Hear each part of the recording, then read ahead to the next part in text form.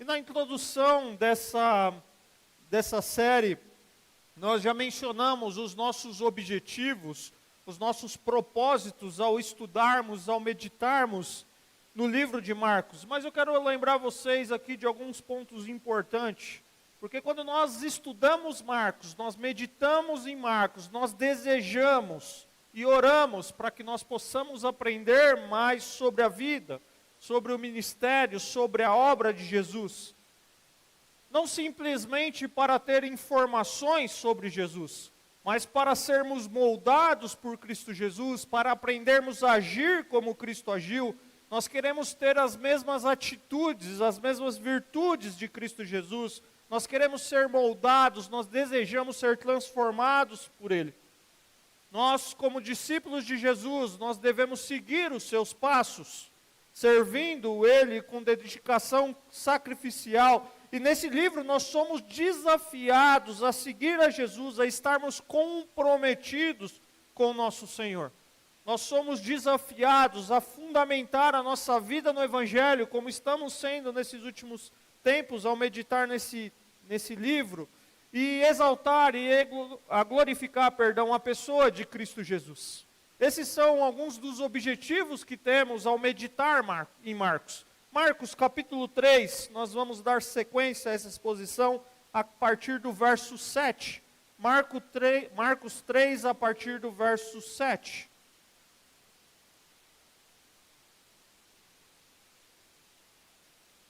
Marcos 3, a partir do verso 7, diz assim a palavra do Senhor. Jesus retirou-se com os seus discípulos para o mar, e uma grande multidão vinda da Galiléia o seguia. Quando ouviram a respeito de tudo o que ele estava fazendo, muitas pessoas procedentes da Judéia, de Jerusalém, da Idumeia, das regiões do outro lado do Jordão e dos arredores de Tiro e de Sidom foram atrás dele. Por causa da multidão, ele disse aos discípulos que lhe preparassem um pequeno barco, para evitar que o comprimissem, pois ele havia curado a muitos, de modo que os que sofriam de doenças ficavam se empurrando para conseguir tocar nele. Sempre que os espíritos imundos o viam, prostravam-se diante dele e gritavam: Tu és o Filho de Deus. Mas ele lhes dava ordens severas para que não dissesse quem ele era. Jesus subiu a um monte e chamou a si aqueles que ele quis, os quais vieram para junto dele. Escolheu 12, designando os apóstolos, para que estivessem com ele, os enviasse a pregar e tivessem autoridade para expulsar demônios. Estes são os 12 que ele escolheu: Simão, a quem deu o nome de Pedro, Tiago, filho de Zebedeu, e João, seu irmão, aos quais deu o nome de Boanerges, que significa filhos do trovão, André, Filipe, Bartolomeu, Mateus, Tomé, Tiago, filho de Alfeu, Tadeu, Simão, o Zelote, e Judas Iscariotes, que o traiu. Palavra do Senhor para nós nessa noite. Pai, obrigado pela tua palavra. Nós já louvamos o teu santo nome, adoramos ao Senhor, ó Pai. Obrigado, ó Deus, e nós queremos ouvir agora o Senhor através da exposição da tua palavra. Fala aos nossos corações, ó Pai. Nos aproxima do Senhor pela tua palavra. Molda os nossos corações e que saiamos daqui transformados e edificados pelo Senhor. Essa é a nossa oração em nome de Jesus. Amém. Nós vimos no capítulo 2 de Marcos, até o capítulo 3, verso 6, como ficou evidente a divisão e a oposição dos líderes religiosos da época em relação a Jesus. Nós encerramos a semana passada o verso 6, o capítulo 3, verso 6, observando que os fariseus e os herodianos começaram a conspirar contra Jesus, começaram a tramar como poderiam matar Jesus. E nós vemos aqui nos versos que nós lemos, que diante dessa oposição, nos versos 7 e 8 vai dizer isso para nós, que diante dessa oposição, Jesus ele retira-se com os discípulos para o mar e uma grande multidão o seguia. O texto descreve para nós de onde essas pessoas elas são provenientes. Gente da Galileia, gente da Judeia, de Jerusalém, da Idumeia, que ficava a uns 190 quilômetros ao sul da Judeia, gente das regiões do outro lado do Jordão, Tiro e de Sidom, cerca de 80 quilômetros ao norte ali, gente dos mais diversos locais começam a procurar Jesus. E parece uma informação irrelevante isso, mas é interessante como essa multidão ela é composta por uma diversidade étnica. Galileia, Judeia e Jerusalém são territórios principalmente de judeus. Idumeia era uma região mista entre judeus e gentios, aqueles que não eram do povo judeu. E Tiro e Sidom eram em grande parte totalmente de pessoas gentias, gente que não fazia parte daquele povo ali. Nós estamos diante de uma grande multidão, uma multidão que chega até Jesus e vem de todas as partes, mas que estão procurando Jesus, estão seguindo Jesus por causa da sua fama. Multidão essa, composta daqueles que presenciaram os feitos de Jesus, curando, ensinando, expulsando demônios, perdoando pecados, e de gente que recebeu a informação do que Jesus estava fazendo, gente que presenciou e gente que ficou sabendo. E Marcos retrata aqui para nós, Jesus como um servo humilde, cuja autoridade não é empregada a fazer uma demonstração da sua pessoa e nem para engrandecê-lo. Jesus queria simplesmente cuidar daqueles. O verso 9 nos diz que essas multidões comprimiram Jesus. Mais precisamente, o termo é esmagavam, pressionavam Jesus. E Jesus ele pede para os seus discípulos um pequeno barco. E o barco que ele pede é como se fosse uma espécie de púlpito flutuante. O povo está pressionando, Jesus está perto ali do mar, de um espaço ali que tinha um barco, ele vai e ele se afasta um pouco porque as pessoas estão comprimindo ele, e ele usa isso, nós vamos ver isso em outras ocasiões, como um púlpito flutuante ali. E o verso 10, eu quero ir lá com vocês novamente para o verso 10. Porque nós vemos a popularidade de Jesus, mas também nós vemos a motivação da multidão. Olha o que diz o verso 10. Pois ele havia curado a muitos, de modo que os que sofriam de doenças ficavam se empurrando para conseguir tocar nele. A multidão procurava Jesus porque estava desesperada. A multidão procurava Jesus porque estava necessitada, estavam exprimidas ali para ver Jesus. Eles levavam as suas lutas, as suas dores, as suas enfermidades. Eles se espremem para tocar em Jesus. E Jesus, em alguns momentos, vai dizer para nós como ele percebia essas multidões. E ele olhava para elas como ovelhas sem pastor. Gente aflita, desamparada. E a sua misericórdia, o seu coração compassivo levava a ajudá-las em sua necessidade.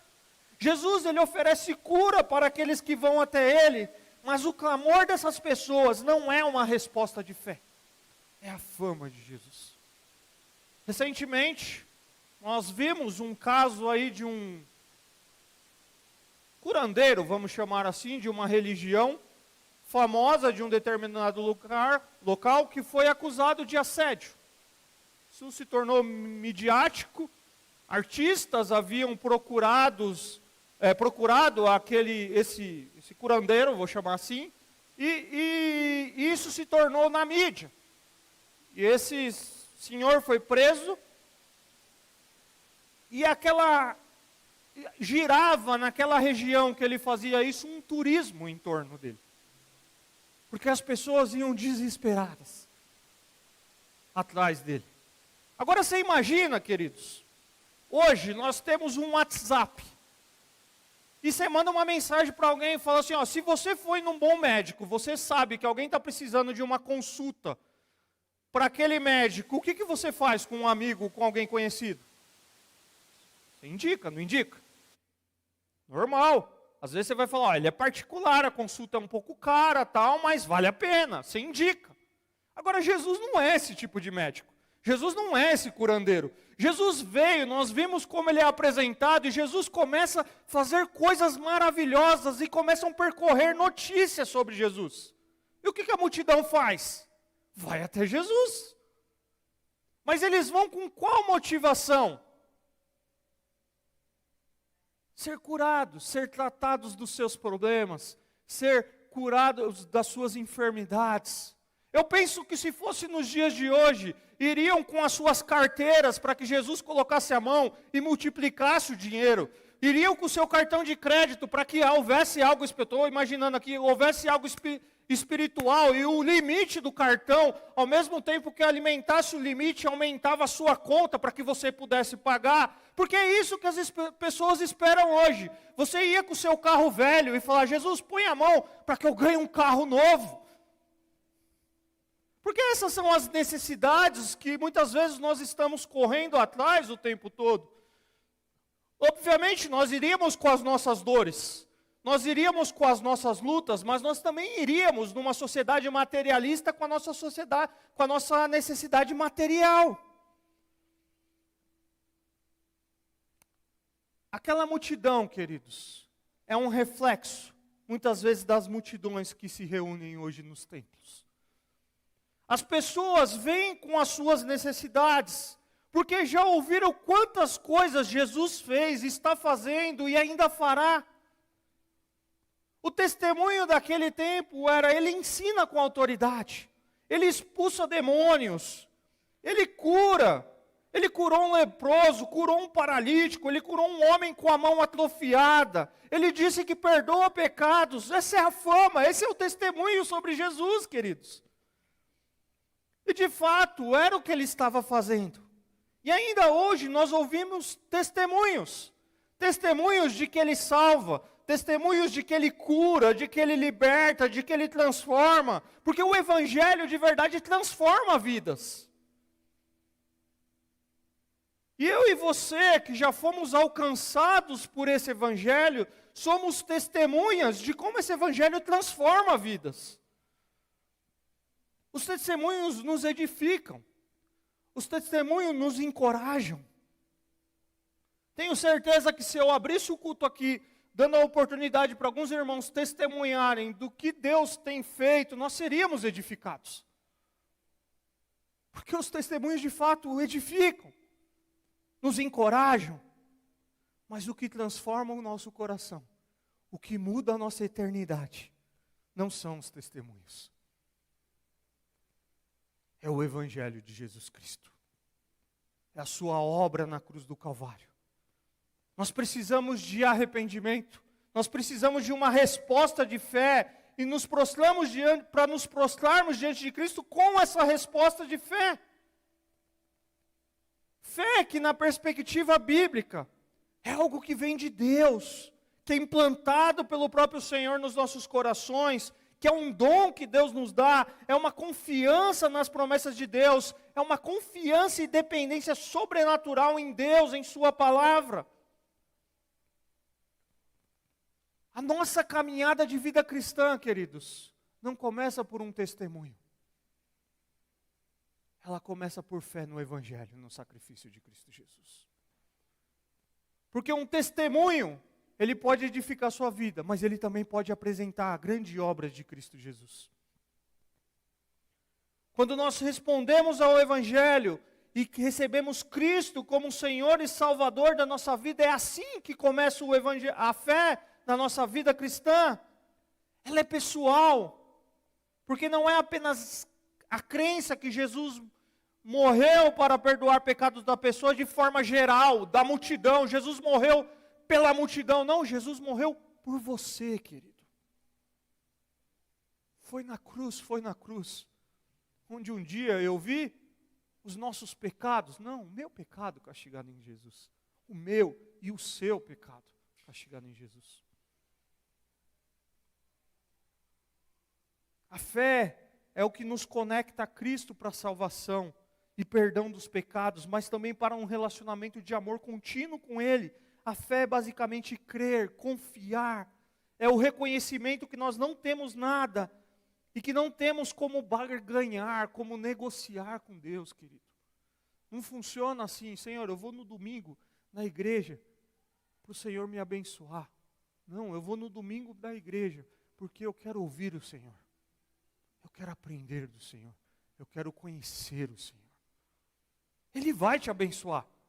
A gente não nega isso. Mas a motivação da multidão estava errada, queridos. E às vezes a motivação do nosso coração está errada. Eu gosto da definição de Calvino, quando ele diz que a fé é um conhecimento firme e certo da boa vontade de Deus para conosco, e fundamentada na promessa gratuita em Jesus Cristo, é revelada ao nosso entendimento e selada em nosso coração pelo Espírito Santo. A fé, queridos, é o canal, é a conexão com o poder do Evangelho. Ela é o único modo, ela é o único caminho pelo qual nós nos apropriamos, vou chamar assim, daquilo que Deus fez por nós. Que muda a nossa posição de culpado para livre de culpa diante de Deus. De injusto para justo. E ela nos é oferecida por meio de Cristo Jesus. Queridos, o que a multidão nos ensina? Que nós precisamos ir a Cristo. A multidão nos ensina, nós precisamos ir a Cristo. E nós vamos a Cristo como? Muitas vezes com as nossas dores, com os nossos sofrimentos. Como naquele contexto, haviam cegos, paralíticos, surdos, gente ferida, gente sem esperança, sem recursos, sem socorro humano. Eram pessoas aflitas e ansiosas para serem curadas e libertas. Mas quando nós vamos a um encontro com Ele, nós precisamos ter, quando nós vamos a Ele, nós precisamos ter um encontro pessoal com Ele. É aquele que pode, sim, curar a sua dor, curar seu sofrimento, curar as suas lutas, mas que também pode perdoar os seus pecados. Preencher com a sua presença esse vazio do seu coração, te dar uma nova vida em Cristo, que pode transformar a sua vida, queridos. Aquela multidão nos ensina que nós devemos ir a Cristo, mas nós vamos ver em muitos momentos que aquela multidão não queria transformação.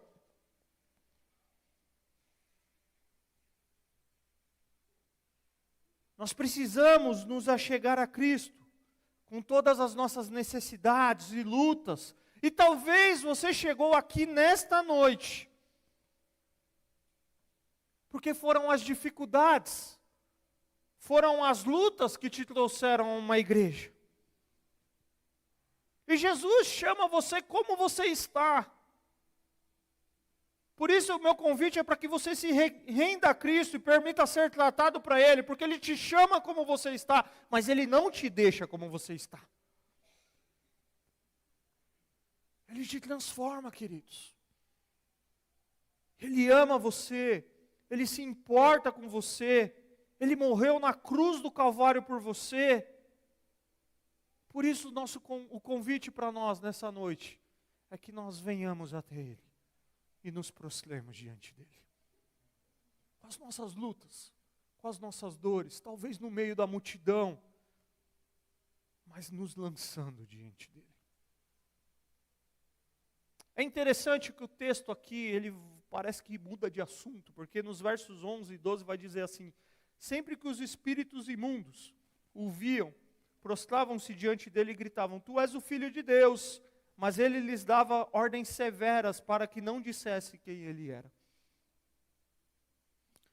É interessante que Marcos ele faz uma distinção muito clara entre os doentes e os endemoniados. aqueles que estavam controlados pelos espíritos maus. E esses versos, eles nos apresentam como se fosse um trocadilho. Porque enquanto as multidões comprimiam e se jogavam sobre Jesus, os demônios prostravam-se diante dele, ou jogavam-se diante dele, a melhor tradução. As multidões caíam diante de Jesus, mas os espíritos malignos prostravam-se diante dele. É verdade que não era em uma atitude de adoração, mas eles têm um reconhecimento da autoridade de quem de fato Jesus é. Eles declaram a identidade de Jesus, tu és o Filho de Deus. A multidão está procurando quem, queridos? Um curandeiro, um cara que vai tratar o problema deles. E os demônios estão ali apontando, ele é o Filho de Deus, ele é o Filho de Deus. A multidão não tem um verdadeiro entendimento de quem Jesus é. Mas os maus espíritos sabem o que está acontecendo ali. Eles falam da identidade de Jesus. Eles querem deixar a multidão alvoroçada. E para que Jesus fosse tentado a deixar de cumprir os propósitos de Deus para a vida dele. Assim como nós vimos naquele episódio do homem possesso de um espírito imundo. E o povo lá na sinagoga espantado acerca de como Jesus falava e de quem Jesus era. O demônio ali não estava, ele sabia quem Jesus era. Aqui na multidão, eles também não têm entendimento de quem Jesus é, mas os demônios sabiam que a vinda de Jesus estava quebrando o seu poder sobre os homens. Eles tinham perfeita compreensão de quem Jesus era, da sua humanidade, da sua divindade, bem como da sua missão. É interessante isso, porque tem uma multidão aflita atrás de Jesus, com motivações do seu coração, mas por outro lado você tem os espíritos imundos, no sentido dos endemoniados, se levantando e dizendo quem Jesus é, sabendo a identidade de Jesus. E Jesus lhes dava a ordem para eles não falar, porque ele não queria que a sua identidade redentora fosse revelada naquele momento, ou talvez até desta forma. Os demônios certamente não eram o meio mais apropriado para essa revelação. Suas atitudes messiânicas seriam reveladas pelos seus atos, especialmente pelo seu sofrimento na cruz. Queridos, repito, talvez você está no meio da multidão. Talvez você é alguém que olha Jesus atrás de outros. É o Jesus do meu pai, é o Jesus da minha mãe, é o Jesus do meu sogro, da minha sogra, do meu avô, da minha avó, e você está lá no meio da multidão. Mas Jesus se apresenta nessa noite como o seu Salvador, o seu Senhor. Ele deseja te tirar dessa multidão para um relacionamento mais próximo dEle. Porque o Jesus que salvou o seu pai, a sua mãe, o seu avô, a sua avó, seja lá quem for, é o mesmo Jesus que deseja salvar a sua vida. Mas você não vai ser salvo porque Ele salvou a vida deles. Você vai ser salvo porque você tem a compreensão que Ele salvou a sua vida. Isso é o Evangelho, queridos. Nós precisamos dessa compreensão. Mas Jesus também não exclui, não anula as nossas dores. Ele não espera você colocar a sua casa em ordem, colocar a sua vida em ordem, colocar tudo em ordem e falar, Senhor, agora eu estou pronto para te servir. Porque isso não vai acontecer, queridos. É coisa que muitas vezes o inimigo coloca no meu e no seu coração. Ele quer você exatamente do jeito que você é. Ele quer você exatamente como você é. E o convite é para que você venha assim. E diante dele seja transformado. Permite que ele te transforme. Nós vemos dos versos 13 a 19, que Jesus agora ele se afasta da multidão.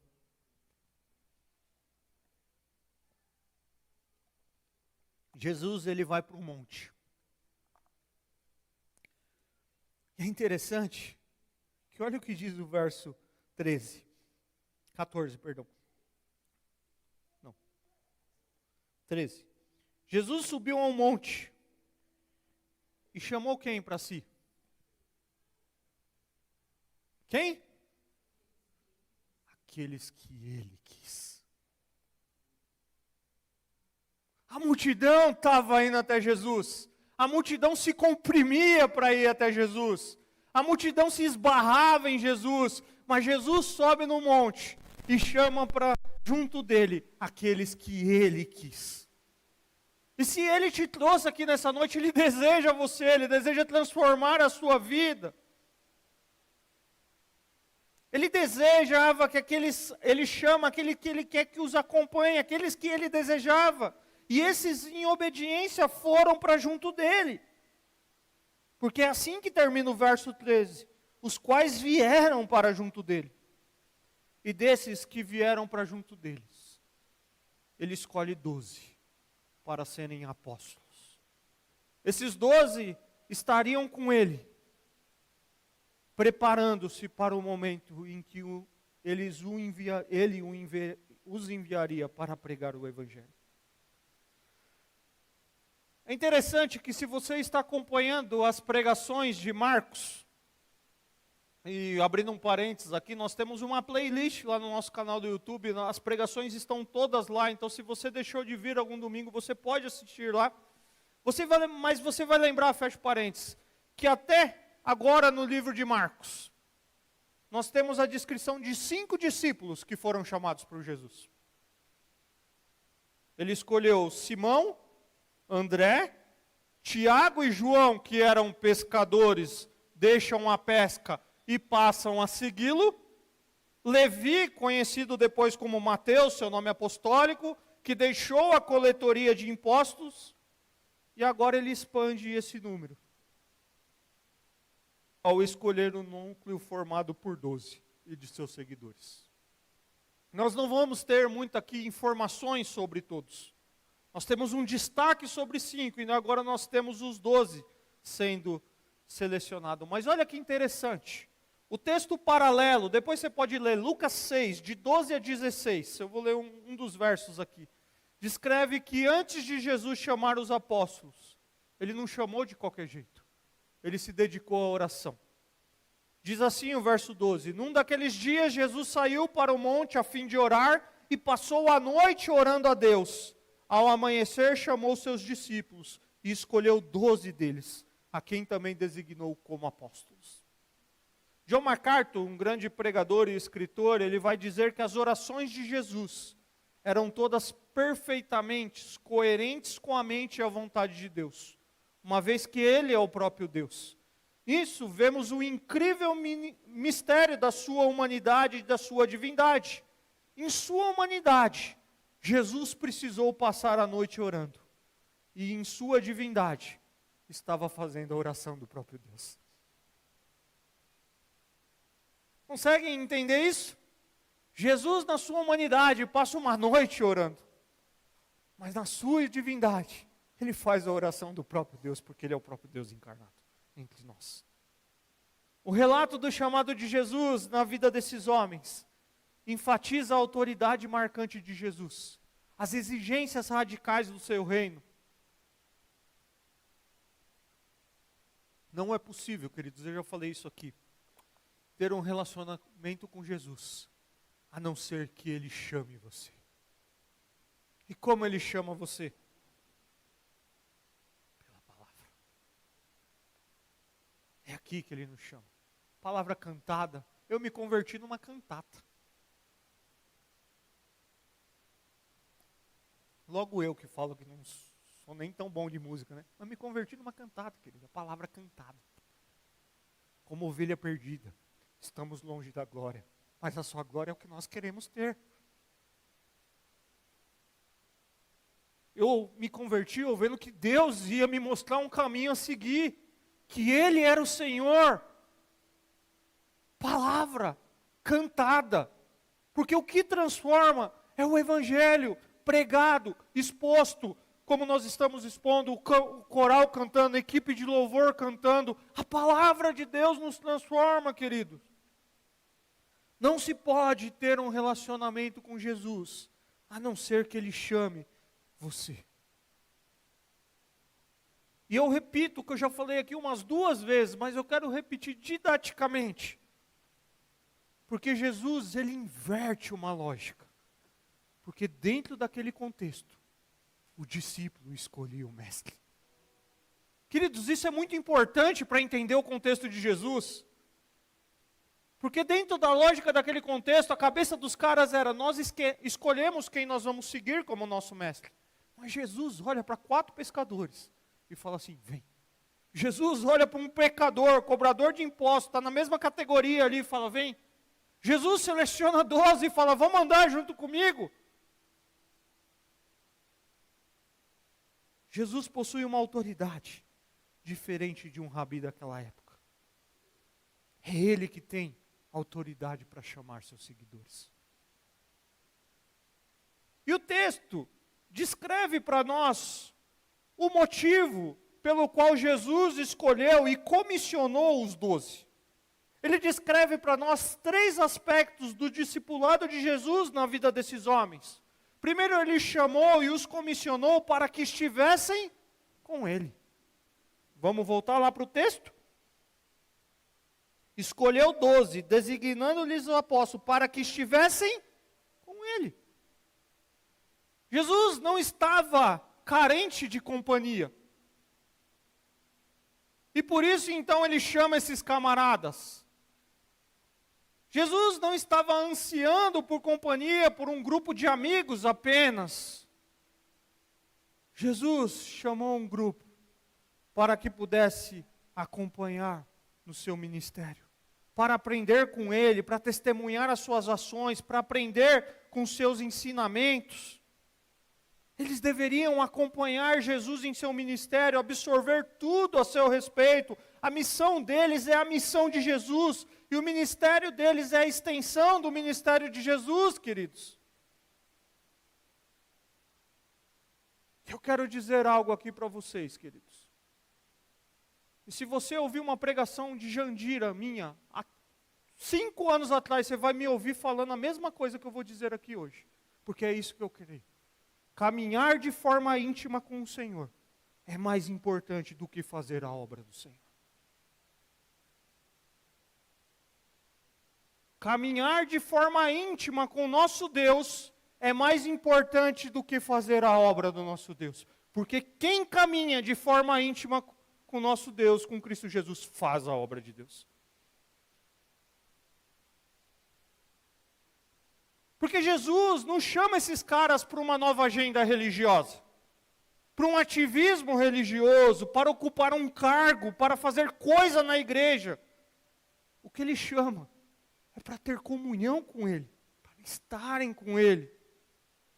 Porque Deus está mais interessado, queridos, em quem nós somos, do que no que nós podemos fazer. A maior necessidade de um líder é ter intimidade com Jesus. Quando Jesus vai chamar Pedro, a segunda vez lá, quando ele está meio em crise, Jesus não pergunta para Pedro o que ele poderia fazer. Qual é a pergunta que Jesus faz para Pedro? Você me ama? Porque Jesus está mais interessado no nosso relacionamento com Ele do que no que nós podemos fazer para Ele. Porque no nosso relacionamento com Ele, o que nós podemos fazer é reflexo de um relacionamento íntimo com o Senhor. Não é por força que nós fazemos as coisas. Não é pelo que nós queremos que nós fazemos as coisas. É reflexo de um relacionamento íntimo e de dependência com o nosso Deus. O serviço que nós prestamos aqui, ou que nós podemos prestar ao nosso Senhor, não deveria substituir a nossa vida e o nosso tempo na presença dEle. Sabe, queridos, a gente às vezes, como líderes, na dinâmica da igreja, nós trabalhamos e nós investimos tempos na construção de outros, de programações, inúmeras coisas, através do pastoreio, do discipulado, e isso são coisas lícitas. Mas quantas vezes nós não deixamos de investir tempo no nosso relacionamento com Deus?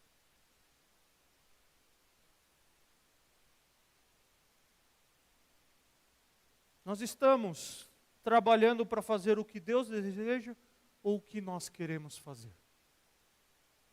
Nós trabalhamos para fazer o que é vontade de Deus ou o que nós mesmos queremos fazer. Tem um autor, Valdir, ele tem um sobrenome bonito, mas eu não vou saber falar, mas ele tem um livro Nova Liderança.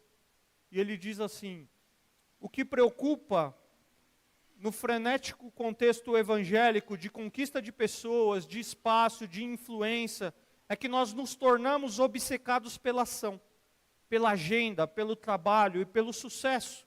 Nós vivemos o ministério como se tudo dependesse de nós, como se Deus tivesse perdido sem o nosso trabalho. Nós precisamos repensar a nossa agenda, nós precisamos repensar a nossa vida em relacionamento, dependência com o Senhor, no exercício da liderança, queridos. O crente, um líder cristão, precisa ter consciência que a intimidade com o seu Senhor é a virtude essencial que sustenta todas as outras qualidades de um verdadeiro servo de Deus. Muitos líderes têm uma disparidade muito grande entre o seu nível acadêmico, entre o seu intelecto e a sua vida, ou alguns até caem, porque não têm raízes profundas de intimidade com o Senhor.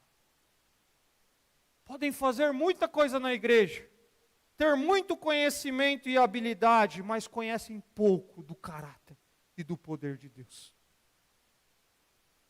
Porque a sua agenda é prioridade. O que ele quer ou ela quer é prioridade. Mas o que precisa ser prioridade dos nossos corações é o Senhor. Ele precisa estar acima de tudo. O líder cristão, aquele que serve o Senhor, precisa desfrutar na sua caminhada da presença de Deus, de uma intimidade profunda com o Senhor. Porque o principal requisito, a principal credencial para liderar na igreja de Jesus, não é conhecimento teológico, é intimidade com Jesus. Jesus selecionou 12. Explica para mim o currículo desses 12. Mas Jesus selecionou para estar junto com Ele. Então o que é mais importante é ter intimidade com Jesus. Óbvio que em posições que nós ocupamos é importante um conhecimento das mais diversas áreas. Você se capacitar para servir melhor no ministério infantil, na música, no púlpito, no ensino, enfim, em tantas áreas. Mas o que é mais importante, o que é prerrogativa essencial, é intimidade com o Senhor. Mas Jesus também não chamou eles para eles irem comer uma pizza no final do culto. Para eles andarem de mão dada, sorrindo um com o outro. Porque a gente vai ver que não foi assim a caminhada deles. Jesus chamou e os comissionou para que eles fossem enviados a pregar. Jesus os aproxima de si com a intenção de prepará-los para enviá-los para pregar o Evangelho.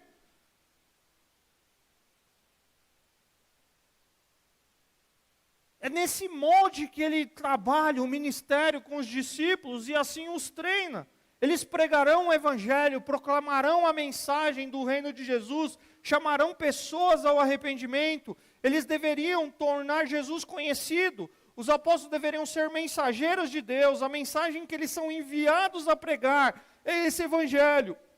A boa notícia de Cristo Jesus era dever deles divulgarem a mensagem de salvação em Cristo Jesus. E é interessante, queridos, que eles são chamados do meio da multidão para perto de Jesus, e eles são enviados de novo para a multidão, para pregar o Evangelho. Homens e mulheres que se submeteram ao domínio de Deus, agora serão libertos da escravidão do pecado, pela mensagem que esse Evangelho estava pregando. E foi bem pregada, não foi? Eu queria pregar o sermão de Pedro, eu já estou até no Pedro, o Pedro, lá em Atos, e falar, uau, quantos estão se convertendo? Mas ele também chamou e os comissionou para exercer a autoridade de expulsar demônios. Eles recebem a autoridade para expulsar demônios. Jesus tinha o poder de proclamar o Evangelho, expulsar demônio. Essa era uma prerrogativa até agora de Jesus. E Jesus confere agora aos 12 essa autoridade para proclamar as boas novas e para libertar aqueles que estão controlados por demônios, estão no governo de Satanás. A autoridade não é dos discípulos. A autoridade não é do líder. Ela é uma autoridade delegada. Jesus fala, agora vocês vão e fazem. E eles apenas a exercem em nome de Cristo. Porque é uma autoridade que vem do alto. Está no poderoso nome de Jesus.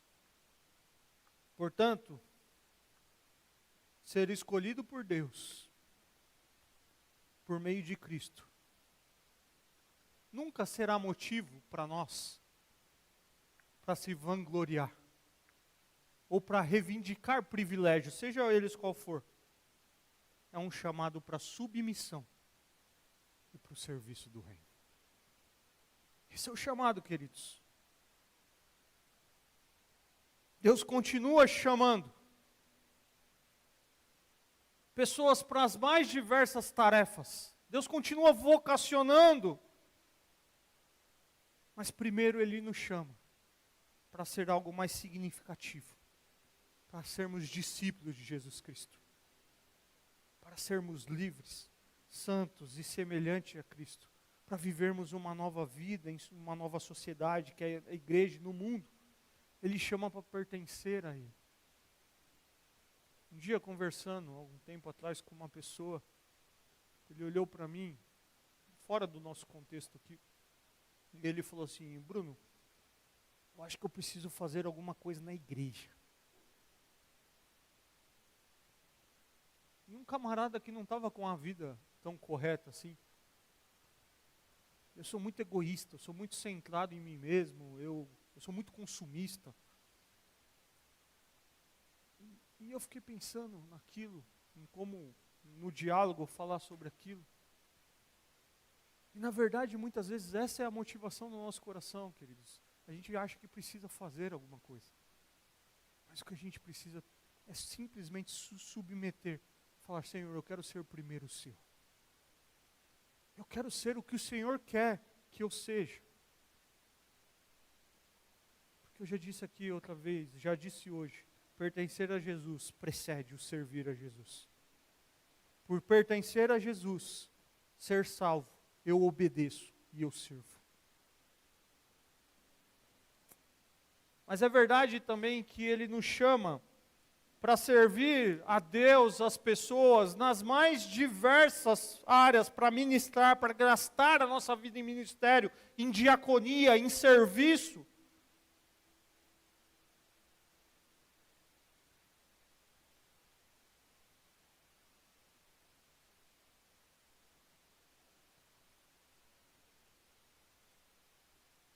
E hoje, eu fico pensando, quantos de nós estamos dispostos a colocar a nossa vida em serviço a Deus? Veja, não na nossa agenda, dos moldes que nós queremos, mas em serviço a Deus, nos moldes que Ele quer.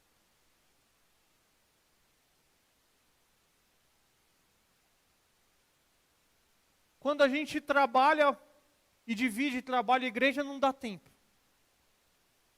E é uma verdade. A gente é mais jovem, a gente trabalha, namora, tem faculdade, mora longe, Calcaia é longe da faculdade, não dá tempo. Aí depois a gente casa, e a gente precisa curtir o começo do casamento, não é verdade? Nós vimos no último encontro de casal lá que os caras não iam nem para a guerra, meu. Tinha que curtir o começo do casamento. É importante curtir, a gente fala, não, agora eu preciso curtir meu casamento. Aí depois, queridos, a gente vem o filho, e a gente fala, não, agora eu preciso cuidar do meu filho. Eu preciso cuidar dele. Eu preciso gastar tempo com ele, eu preciso trabalhar mais para dar uma boa vida para ele, ele precisa ter uma faculdade boa, uma profissão. E a nossa vida é dominada pela agenda do filho, é o balé, é a escola, é o judô, é o karatê, é tantas coisas que nós colocamos na agenda. mais o trabalho, mais a vida conjugal, mais o respeito aos pais, mais tudo isso. E aí os filhos começam a crescer, começam a se tornar independentes, e aí parece que a gente até tem um tempinho a mais na agenda. Irmão Hélio, pode me inscrever no coral que agora dá. A gente tem um tempinho a mais na agenda. É só um exemplo, tá? Ele vai levar a sério, né? A gente tem um tempinho a mais na agenda. Porque agora sobrou um tempo. Os filhos casam. A aposentadoria está por vir.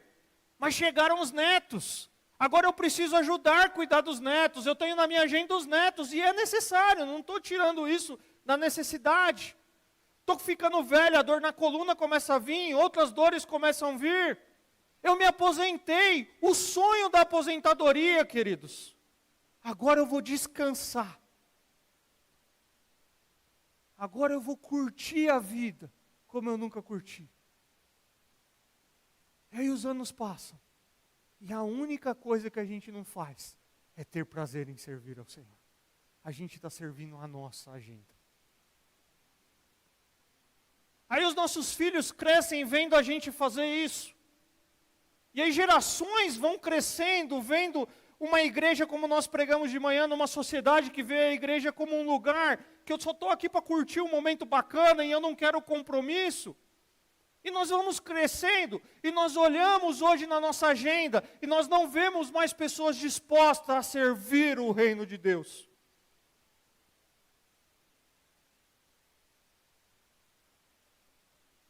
Eu fui em 2 concílios esse ano ao ministério pastoral. Um no começo do ano e outro ontem. De jovens. Um deles eu conheço de criança, outro o filho de um pastor. Jovens que estão desejosos por servir o reino, querido. E eu vibro com isso. Porque um menino de 27 anos, um menino de 32 anos, de 33 anos, que tem uma capacidade intelectual, que tem uma boa profissão, mas que desejou abrir mão para servir o reino de Deus, para colocar na sua agenda algo que ele consegue conciliar, queridos. E sabe quando isso vai acontecer em nossas igrejas, em nossa igreja? Quando começar lá em casa. Quando eu começar a ensinar meu filho a amar a Deus sobre todas as coisas, a amar o próximo, a amar servir a igreja. A minha cunhada está aqui, a Daísa está aqui. Quando nós casamos, na nossa juventude, no Maria Helena, quem limpava a igreja? Éramos nós. O nosso encontro de jovens começava limpando a igreja, queridos. Era ali que a gente fazia a ordem do culto de jovens. Era ali que a gente combinava o cinema que a gente ia à noite. Era ali que a gente almoçava junto, comunhão. E nós precisamos voltar a isso.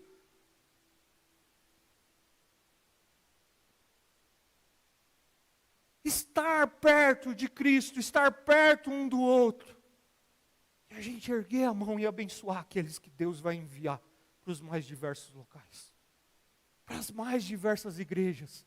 Começar os mais diversos trabalhos. E aí o texto nos diz o nome daqueles que eram apresentados.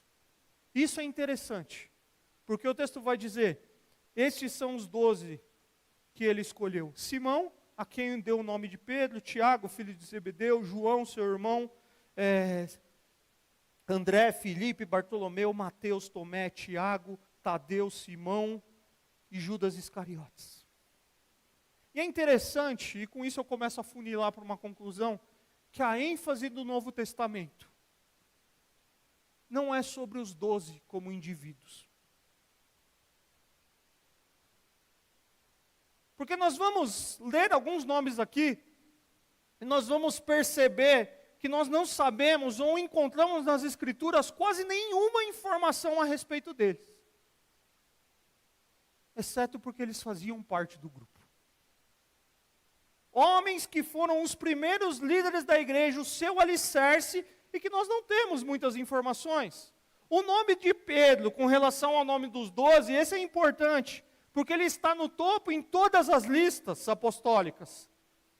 Seguido pelos irmãos, filhos de Zebedeu, Tiago, seguido por João, Pedro, Tiago e João, esses sim, formaram o círculo mais íntimo entre os 12 e o acompanharam em ocasiões especiais. Se você gosta de ler, tem um livro muito interessante, John MacArthur, 12 homens extraordinariamente comuns. Conta para nós a biografia dos 12 discípulos de Jesus. É um grupo heterogêneo, diverso, composto de homens, diferentes personalidades, com ambições individuais. Tem um Mateus, que a profissão dele fazia com que ele era odiado pelos judeus. Tem 4 pescadores. Tem Simão, o Zelote, um simpatizante do movimento nacionalista que pregava uma guerrilha contra Roma. As diferenças são grandes entre eles, mas há uma coisa que une a eles: o chamado autoritativo do poder de Jesus.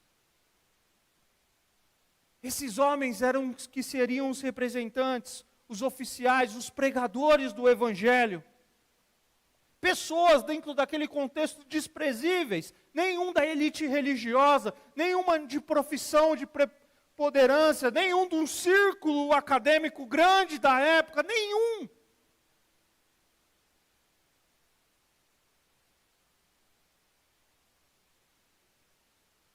E o chamado deles é extraordinário, porque Deus operou neles para que isso acontecesse. Porque na verdade, queridos, no ministério, não é o homem que conta, eu já falei isso aqui, é a verdade de Deus e o poder de Deus no homem. O poder está na palavra, o poder está no Espírito de Deus. Os 12 apóstolos são para nós um espelho da nova família de Deus. Ela é composta de pessoas diferentes, de lugares diferentes, de profissões diferentes, de ideologias diferentes. São pessoas limitadas, complicadas, imperfeitas, que frequentemente discordam sobre muitos assuntos. Esse é o reflexo da nova família de Deus, a igreja, composta de muitas pessoas imperfeitas e diferentes, mas que precisam aprender a se submeter a Deus e a sua palavra. E aprendem então a viver juntas, em harmonia, como parte de uma submissão ao senhorio de Cristo. Homens e mulheres comuns, com um chamado extraordinário, que se tornaram instrumentos para que a mensagem de Cristo fosse levada até os confins da terra. Querido, não é você que se intitula, não sou eu que me intitulo, não é qualquer outro que se intitula. É Jesus que chama, a igreja percebe, e a igreja.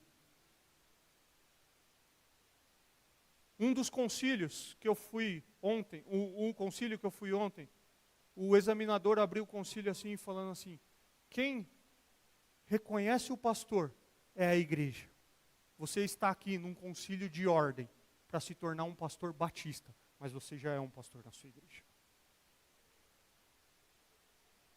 Porque é a igreja que olha e vê aqueles que Deus tem chamado, tem enviado, tem se submetido ao senhorio de Cristo Jesus.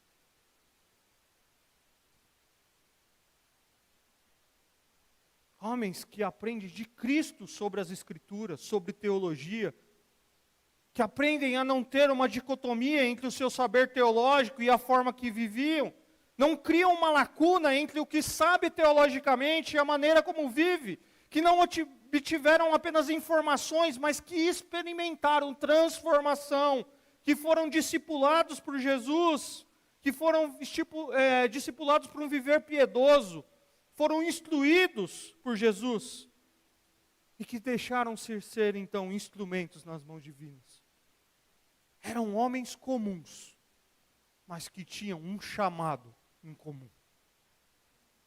Abdicaram de tudo, a fim de serem treinados a uma ocupação para a qual não possuíam nenhuma aptidão natural.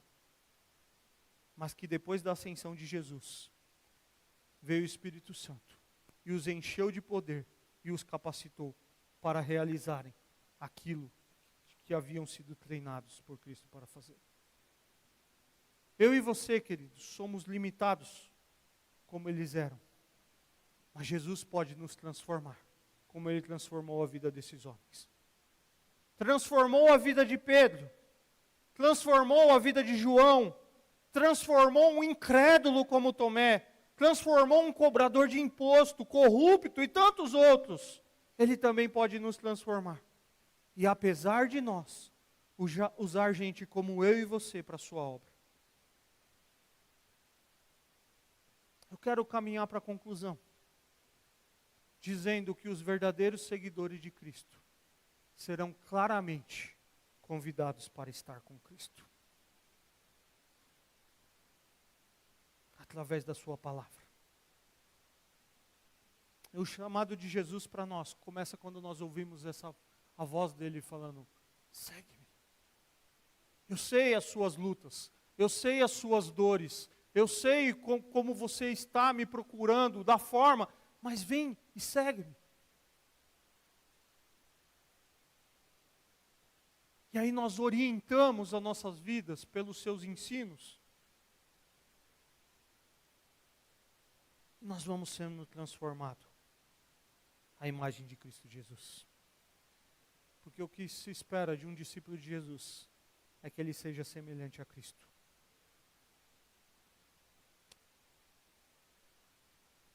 Mas Jesus ainda continua escolhendo e comissionando pessoas para exercerem o ministério. Pessoas comuns, como os discípulos, como eu e você, mas que desejam se render à voz do Mestre. Que compreendem que Deus nos deu dons para cumprir a sua missão.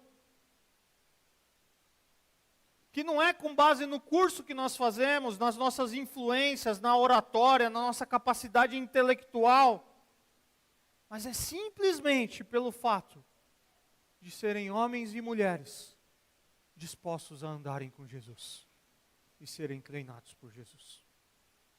Pessoas que aprendem a amar ao Senhor, a obedecer a sua palavra e que desejam consagrar as suas vidas a serviço do reino. Pessoas que olham e falam assim: eu quero ser um exemplo de Cristo na minha profissão. Eu quero ser um exemplo de Cristo, deixando tudo para ir lá para missões. Vou para Manaus, vou ser radical alguma coisa aí. Que tem África, tem outros países, né? Não é menosprezando alguma coisa, mas eu vou ser um radical. Eu vou me preparar para dar uma aula melhor, eu quero ser mestre na igreja, eu quero ensinar na igreja. Pessoas que olham e falam assim: eu quero consagrar a minha vida para o serviço do reino.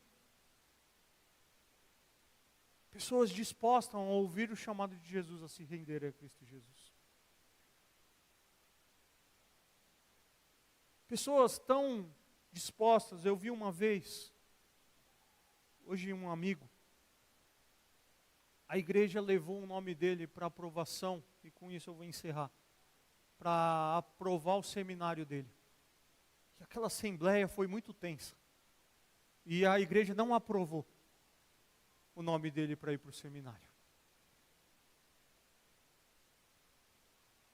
E passou um tempo, outros 2 nomes que haviam sido aprovados hoje nem estão no ministério.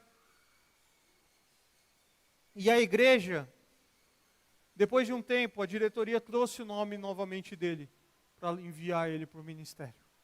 E naquela assembleia passou pacificamente, e o nome dele foi para o ministério. Hoje um pastor, dedicado ao ministério pastoral. Pessoa disposta a reconhecer a autonomia da igreja, a liderança da igreja. E mesmo na sua dor, na sua luta, dizendo a igreja não aprovando por diversos motivos, esperando o momento certo, para que pudesse servir o reino. Não é a minha agenda, querido. Não é a sua agenda. É a agenda do Senhor, o dono das nossas agendas. Por isso é no tempo dele, é na hora dele, é na forma dele. O que a gente precisa fazer é simplesmente se render a ele. Eu quero convidar você a ficar em pé nesse momento. Nós vamos orar.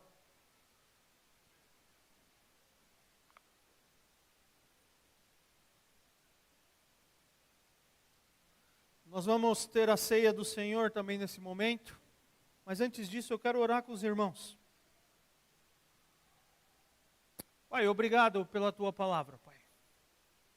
Obrigado, ó Deus, porque o Senhor nos mostrou nessa noite que o Senhor se importa com as multidões, mas que o Senhor nos conhece na multidão, mas que o Senhor nos chama para perto de Ti.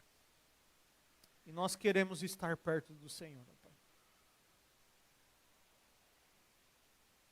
Nós queremos estar perto do Senhor com as nossas dores, com as nossas lutas, com as nossas imperfeições, porque nós sabemos que o Senhor conhece. Mas estar perto do Senhor expõe essas coisas diante do Senhor e diante dos nossos olhos. Por isso nós queremos ouvir o seu chamado e ser transformados pelo Senhor. Transforma o nosso coração, ó Pai. Nos faça um discípulo mesmo de Cristo, um imitador, alguém que segue os passos do Mestre. Transforma a minha vida, transforma a vida de cada um dos meus irmãos que estão aqui nessa noite. E se há alguém aqui ainda, ó Pai, que nunca disse, eu quero ser um seguidor de Jesus, que nessa noite se renda ao Senhor. Mas para aqueles que já são os seus seguidores, para aqueles que já se renderam ao Senhor, que o Senhor nos molde a cada dia, mas que o Senhor nos transforme também, ó Pai, cada vez mais a imagem de Cristo Jesus. Mas nós sabemos que há aqueles que também o Senhor escolhe, o Senhor vocaciona, para ser testemunhas do Senhor nesse mundo em que nós vivemos, lá no trabalho, nas mais diversas profissões, atendendo um cliente no balcão, preenchendo uma ficha, fazendo a comida da criança, dando aula, sendo inspetor, enfim, nas mais diversas profissões, o Senhor também nos usa ali. Mas há aqueles que o Senhor chama para perto de si e o Senhor comissiona por uma tarefa específica. O Senhor chama para anunciar a sua mensagem em outros países, começar um trabalho para que a nossa vizinhança conheça o Senhor aqui na nossa localidade, para se preparar para um ministério pastoral. Ó Pai, que os nossos corações continuem queimando, ó Pai, pelo desejo de Te servir. Que a gente não veja o tempo passar nessa agenda frenética nossa, dando desculpa, e que a gente se renda ao Senhor, ó Pai. Nos ajuda, Pai. Essa é a nossa oração em nome de Jesus. Amém. A vida se manifestou como um de nós se fez, a si mesmo esvaziou, o seu sangue derramou, servo sofredor, a luz do mundo, promessa viva que se cumpriu, palavra que nos leva das trevas à luz, a escuridão não venceu.